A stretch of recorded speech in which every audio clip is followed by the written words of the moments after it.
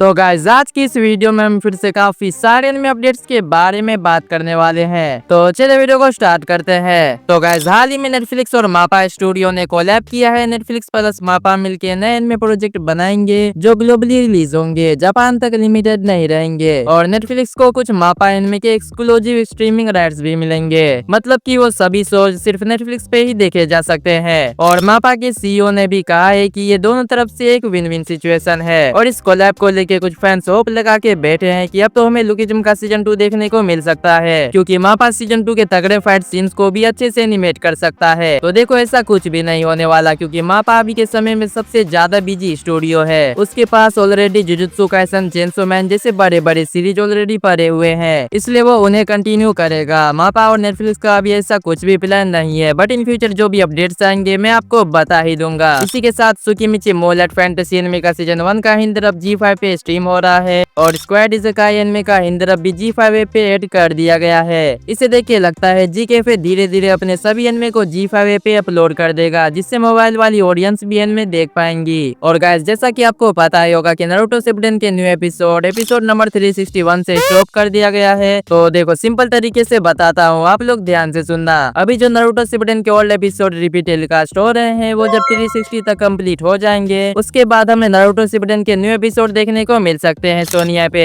या फिर नहीं भी आए तो इसका रीजन तो एग्जाम्स ही होंगे, क्योंकि जनवरी फरवरी मार्च इन तीनों मंथ में एग्जाम ही चल रहे होते हैं, और नारुतो शिपुडेन की ज्यादातर ऑडियंस स्टूडेंट ही है। इसलिए सोनिया नारुतो शिपुडेन को इस समय स्टॉप कर देता है, क्योंकि अगर वो अभी दिखाएगा तो सिंपल सी बात है उसे टीआरपी नहीं मिलेगी। अब बात करें डबिंग कितनी हुई है, तो लीक्स के अकॉर्डिंग सीजन 17 के डबिंग को कंप्लीट कर दिया गया है, और सीजन 18 पे काम चल रहा है। बात करें रिलीज डेट की, तो अभी हाईली चांसेस है कि अप्रैल के महीने से नारुतो शिपुडेन के न्यू एपिसोड स्टार्ट किए जा सकते हैं, क्योंकि उस समय पे एग्जाम वगैरह सभी के खत्म हो चुके होंगे, और दोबारा से सोनिया स्टार्ट करेगा, सभी देखेंगे और भर भर के टीआरपी मिलेगी उसे। और अभी काफी सारे फैंस पूछते रहते हैं ब्लैक क्लोवर सीजन 2 के हिंदी डब के बारे में कब तक आएगा। तो देखो यार, सीजन 2 की डबिंग कंप्लीट ही नहीं हुई है। इसकी डबिंग को एनिमे ट्राइब वालों ने 1 साल से भी पहले स्टॉप कर दिया था, इसलिए अभी सीजन 2 का हिंदी डब देखने को नहीं मिलने वाला। और अगर कोई इसे ला सकता है तो वो है इन फ्यूचर सोनिया, इसलिए वेट करो। वैसे वेट ही तो कर रहे हैं इतने समय से, बट फिर भी अब तो इसके अलावा हम कुछ कर भी नहीं सकते यार। जब भी कोई अपडेट्स मुझे मिलेगी इसके रिलेटेड तब मैं आपको बता दूंगा।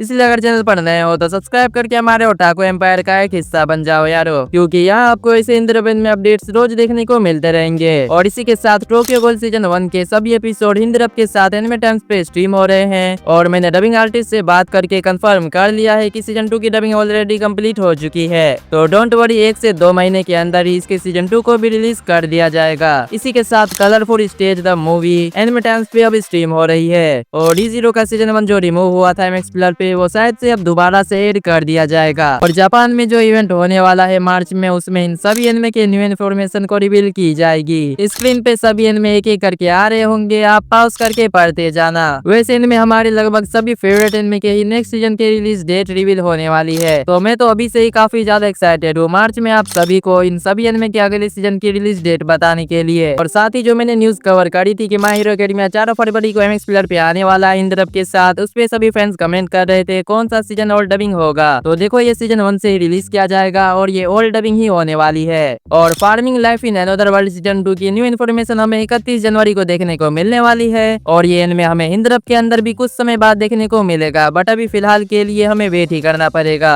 और जुजुत्सु काइसन सीजन 3 का जो एपिसोड नंबर 4 था ना, जिसमें माकी वर्सेस जेनिन क्लैन था, उसे IMDb पे रेटिंग मिली है 9.8 आउट ऑफ 10 की रेटिंग, मतलब लिटरली में मापा कुकड यार, क्या ही तो एनिमेशन किया है, और खास करके स्टोरी के कारण मिला है ऑफ कोर्स। और विट स्टूडियो जो वन पीस का रीमेक बना रहा है, उसमें चाइनीज स्टूडियो भी काम कर रहा है। इसी के साथ एक रिमाइंडर अपडेट के तौर पे मैं एक बार फिर से बताना चाहूंगा कि द रैम्पार्ट्स ऑफ आइस एनिमे 2 अप्रैल से हिंदी डब और जापानीज डब के साथ नेटफ्लिक्स पे आने वाला है, और ये एक 2026 में रिलीज होने वाला पूरी तरह से न्यू एनिमे है। तो आज के लिए बहुत हो चुका, बाकी के अपडेट्स मैं अगली वीडियो में कवर कर दूंगा। और अगर आप लोग अभी तक चैनल पर नए हो और सब्सक्राइब नहीं किया है तो क्या कर रहे हो यार, फटाफट से सब्सक्राइब करके हमारे ओटाको एम्पायर का एक हिस्सा बन जाओ, क्योंकि यहाँ आपको ऐसे इंद्रविन अपडेट्स देखने को मिलते रहेंगे। मैं मिलता हूँ आपसे ऐसी अपडेट्स के साथ, तब तक के लिए बाय।